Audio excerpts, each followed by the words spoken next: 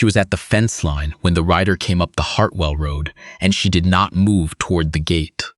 The post under her right hand was solid. She had driven it herself the previous October, working the ground alone after it had already begun to harden. She had replaced 11 posts on the south line that autumn. She had counted them as she went, because counting made the work specific, and specific made it manageable, and manageable was all she had ever asked of anything. The rider was still a quarter-mile out. Flat country made everything visible from a long way.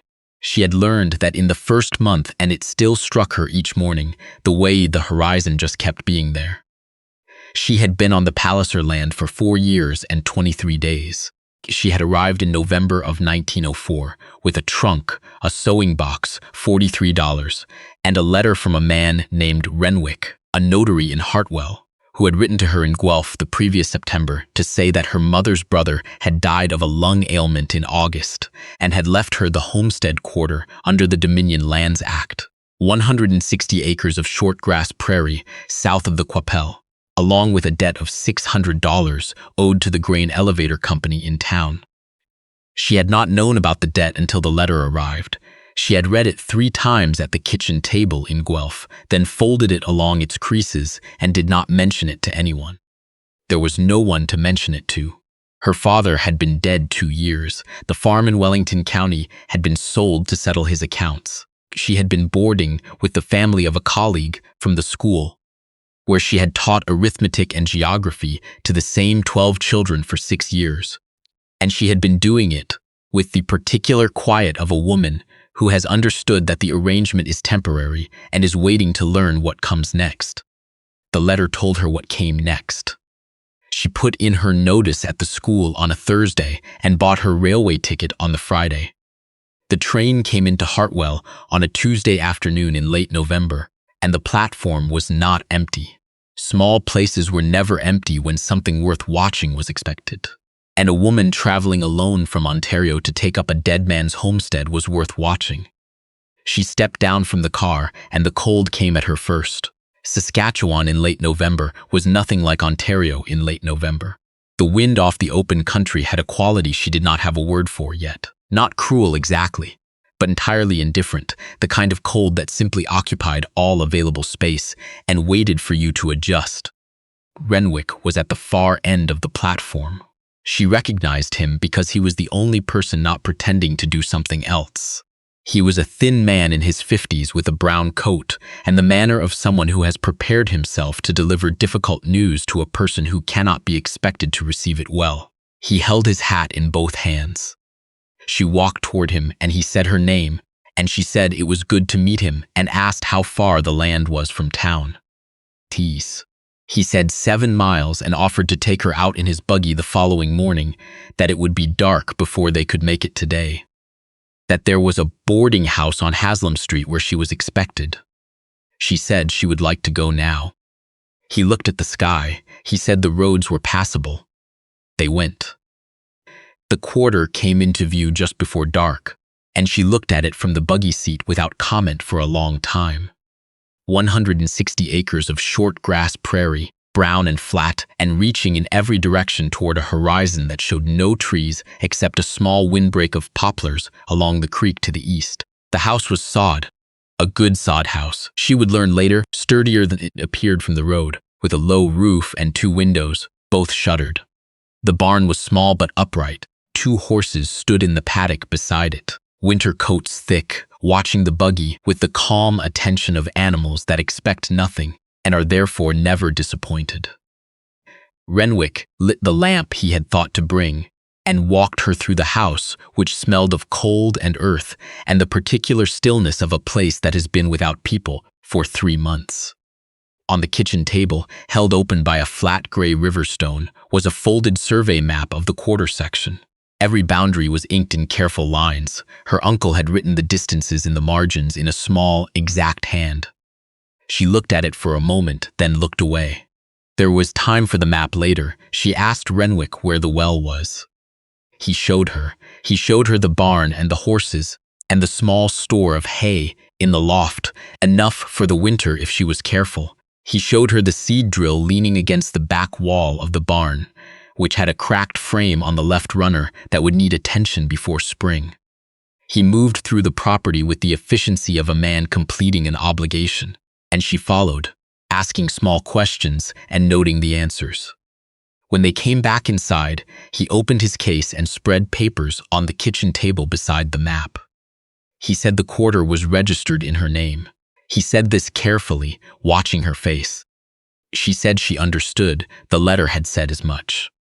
He said no, he meant something more specific than that. He said her uncle had gone to the Dominion Lands office in Regina the previous April when he was already ill, and had filed the transfer paperwork himself, had named her full name, her Ontario name, and had it witnessed and registered before he came home to finish the summer, he said. This had been done before her uncle had written to her, before he had any certainty she would come, before there was any arrangement between them at all. She asked him to say that part again. He did. Then he said the debt of $600 remained with the property and was hers now by the same instrument. She looked at the survey map. The Riverstone sat on the northwest corner, exactly where it had been when they walked in. She asked for a copy of the title document. Renwick said he could have one ready by the following week. She said she would take it tonight if he had brought the copying paper. He had. She waited while he prepared it at the table, the lamp between them, the cold pressing against the sod's walls. When he handed her the copy, she folded it once and put it in the inside pocket of her coat. She thanked him. She walked him to the door. After he left, she came back inside and stood at the table and looked at the survey map for a long time. By the end of February, she could walk the whole quarter in the dark without thinking about where she was putting her feet. She had spent December learning it. The way the ground rose slightly toward the center before dropping off toward the creek on the east. The exact place on the south fence where the posts had gone in at an angle and would need to be reset in spring. The patch near the old well where the ground stayed soft even after the freeze. Poor drainage, something to address before the melt. The 3 places along the north line where the wire had gone slack and had been slack long enough that the sag had a settled look to it, the way things sag when no one has been planning to fix them. She found the ledger in the barn, tucked under the workbench beside a tin of axle grease.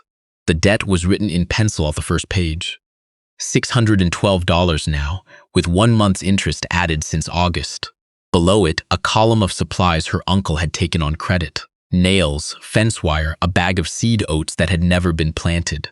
She sat on the barn floor with the ledger and the lamp and went through every line. The horses were good. One was older, one was young, and had not fully learned patience yet, but it was learning. The seed drill's cracked frame was mendable if she could find someone who knew metal work, or if she could not, she would learn to do it herself.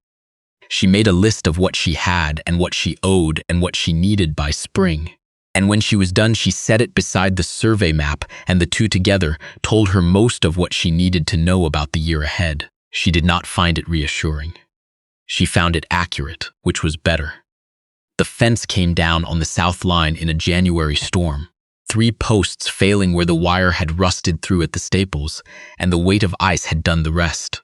She found it at first light, the wire lying flat on the frozen ground, the gap wide enough to lead a horse through. She went back to the barn for the tools and the wire and began. The ground was too hard to pull the old posts cleanly. She had to work each one loose with the bar, chipping at the frozen soil a few inches at a time, and it was slow and cold and the kind of work that did not get easier as it went, only more familiar. She heard the sleigh before she saw it, coming from the north across the open field, not on the road. It was a man. He stopped his team at a reasonable distance and looked at the fence and then at her and said very little. He had post sections in the sleigh, 6 of them cut and peeled, still carrying the cold smell of green wood even in that air. He said he had extra if she could use them. She said she could. He did not ask where she wanted them. He carried them to the gap himself, set them beside the holes she had already started, and then went back to his team without ceremony. She watched him go until the sleigh was small against the white of the field. She would learn his name later from the postmaster in Hartwell. Arvid, a Norwegian who had come to the Palliser country in 1899, farmed the quarter 2 miles to the north, kept to himself with the total ease of a man who has made peace with his own company. She used the posts. She drove them that same afternoon and strung the wire before the light failed. The south line held through the rest of that winter and the winter after that. Spring came in with mud and the particular smell of prairie earth opening after a long cold. And she spent April and May learning what it meant to farm 160 acres without help. She fixed the seed drill's cracked frame herself in the end. It took her 4 days and a trip to Hartwell for a steel plate and 2 bolts, and it was not elegant work, but it held. She planted 60 acres of spring wheat in the second week of May, working 12 hours a day, stopping only when the horses needed water or when the light finally failed. The grain agent at the elevator was a man named Mackie, broad-shouldered, with the habit of naming a figure and then looking elsewhere, as if the conversation had already concluded. She had heard from the postmaster how he liked to work. Low first offer, long silence, wait for the other party to fill it. She went to see him in June, when the wheat was a month in the ground, and she needed to know what contract terms were available for fall delivery. He named a figure. She said nothing. He looked at the window. He said the prices were uncertain this year, and the elevator was carrying considerable risk on storage, and he was sure she understood the position he was in. She looked at the wall behind him. A railway map hung there, the CPR branch lines drawn in red. She had memorized the branch lines on the ride over. He talked for several more minutes. She let him. When he had run through all the new ways he knew to say the same thing, she named her figure. She said it once without emphasis, and then she was quiet again. He came to her number before noon. She shook his hand and walked back out into the June light. The dry year was the second summer. The creek dropped to a seam of mud by July, and by August had stopped pretending altogether. The well her uncle had dug put out less water each week. She could see it happening before she could measure it. The sound the pump made changing slightly, a hollow note creeping in at the end of each stroke where there had been none before. She had been watching the ground east of the barn since spring. There was a place where the grass came in a different color, more gray-green, and the soil changed at the edge of a slight depression you would not notice unless you were looking for something specific. She had read about it in a pamphlet from the Dominion Survey Office, what to look for in short grass country, when the water table was deeper than the first well could reach. She had studied the survey map at the kitchen table on 3 separate evenings, tracing the contour lines with her finger in the lamplight, thinking about where the water should be. She did not have the equipment to drill. On the 8th morning of the 6th week without rain, she came out of the barn to find Arvid's wagon in the yard. He was there himself, standing beside it. 2 men she did not know stood nearby, hats in hand, with the patient look of men who have been told what the work is and are waiting to start. He had a drilling rig in the wagon bed, not new but solid. He looked at her and said the ground looked right, east of the barn. She said that was where she would have put it. He nodded once. The 2 men began unloading. She went inside and made coffee and brought it out on a tin tray and set it on the fence rail without a word, and he took a cup without looking up from what he was doing, and that was the arrangement for 3 days.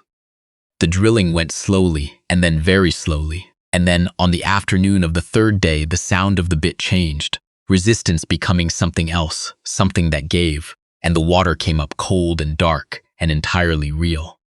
She had been composing something to say for 2 days, something that named accurately what he had done and what it meant. When she looked up from the casing, he was already at the wagon, telling his men to load the rig. She said his name once. He raised a hand without turning around, and then he was gone. The water steadied at 32 feet by the following morning. She stood at the casing with her hand flat on the cold metal and felt it hold.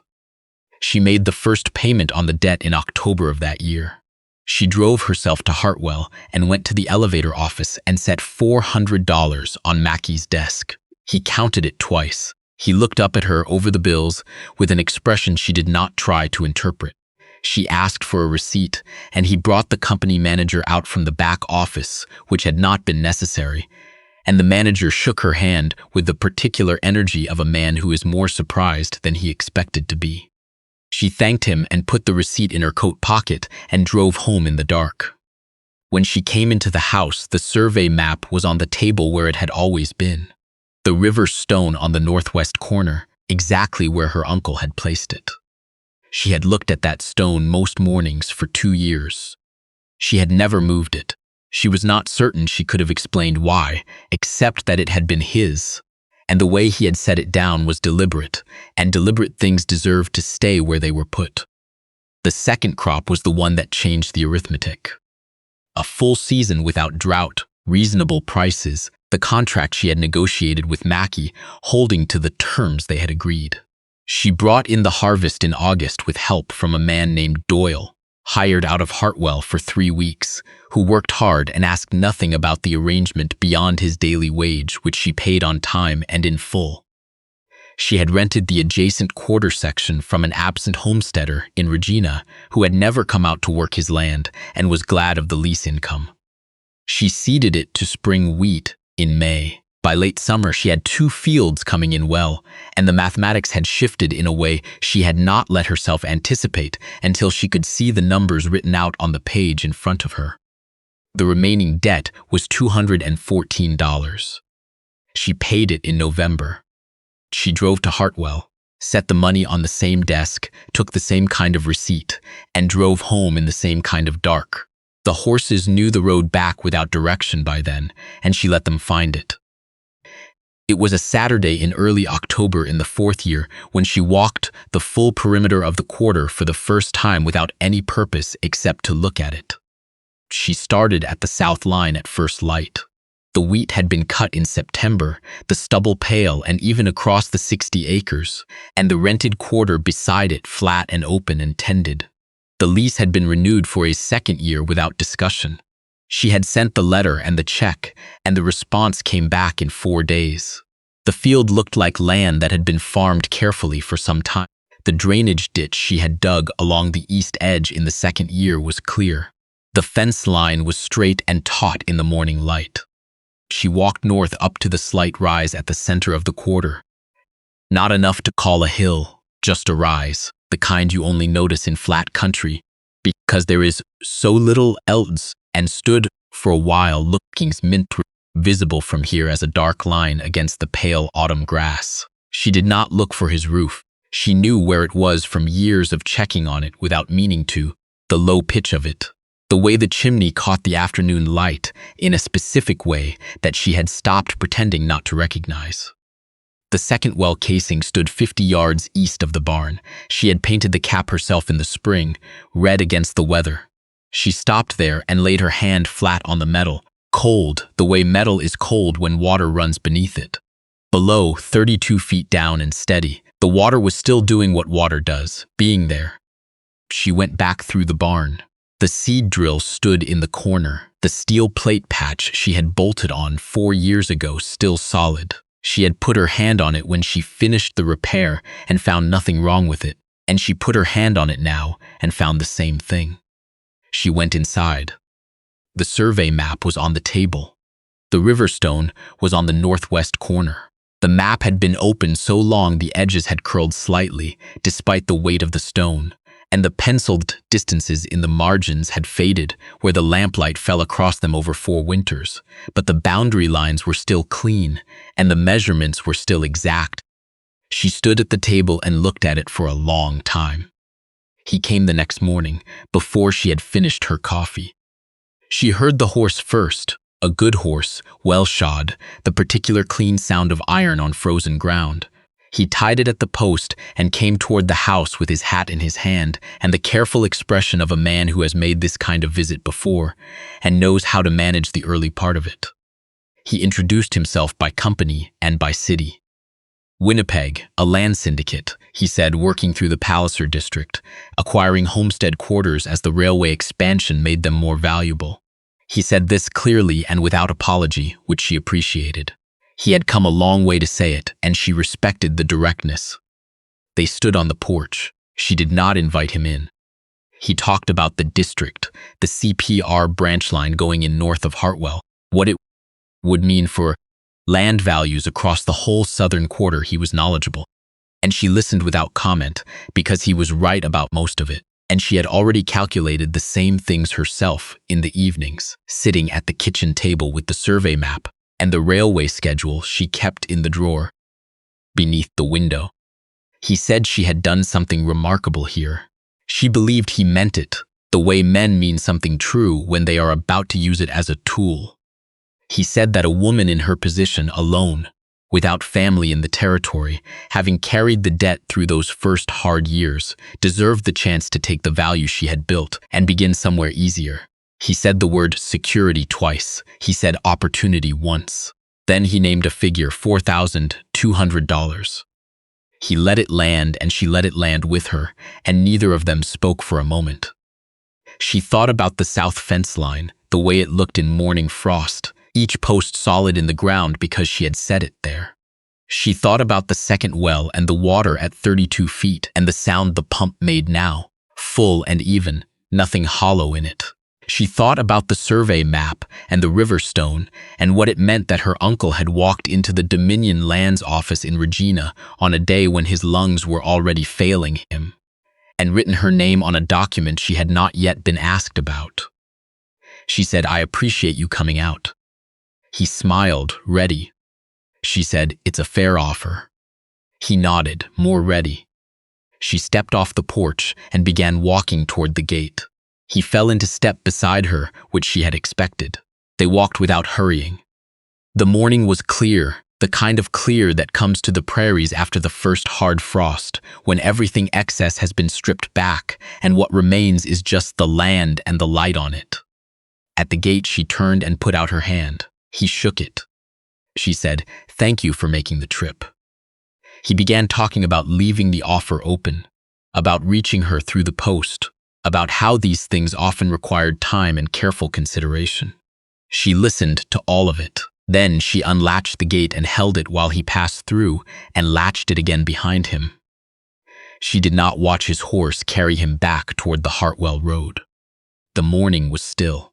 She stood at the fence line with her hands loose at her sides and let the full shape of the land come into her at once. The wheat stubble on the 60 acres going pale gold in the early light. The rise at the center of the quarter where you could see a little further than the rest of the land allowed. The second well cap red against the yellowed grass, the south fence holding. And somewhere behind all of it, on the table in the house, the survey map with her uncle's careful lines and the river stone on the northwest corner and the title document in the drawer with her name on it. Her full name, the one he had filed in Regina before he had any right to expect her to come. She turned east along the fence line. Arvid was visible on his land to the north, small against the open country, moving along his own boundary in the same pale light, going the same direction she was. He did not look up, she did not call out. They moved together in that way for a while, each on their own ground, each in the same quiet morning, the distance between them constant and the direction the same. She noticed she had been watching her boots for the last 100 yards. She stopped and raised her eyes and let the whole quarter come in at once. The fields, the fence, the casing of the second well, the barn roof, and behind all of it, the low line of her own house against the sky. The same sky she had looked at on the night she arrived. The first night, standing in the yard while Renwick lit the lamp and the horses watched from the paddock with their calm and total patience. 4 years and 23 days, 11 fence posts on the south line, 32 feet of water in the east well, 2 fields in wheat, 1 debt paid in full. She picked up her pace and turned her face into the morning and went back to work.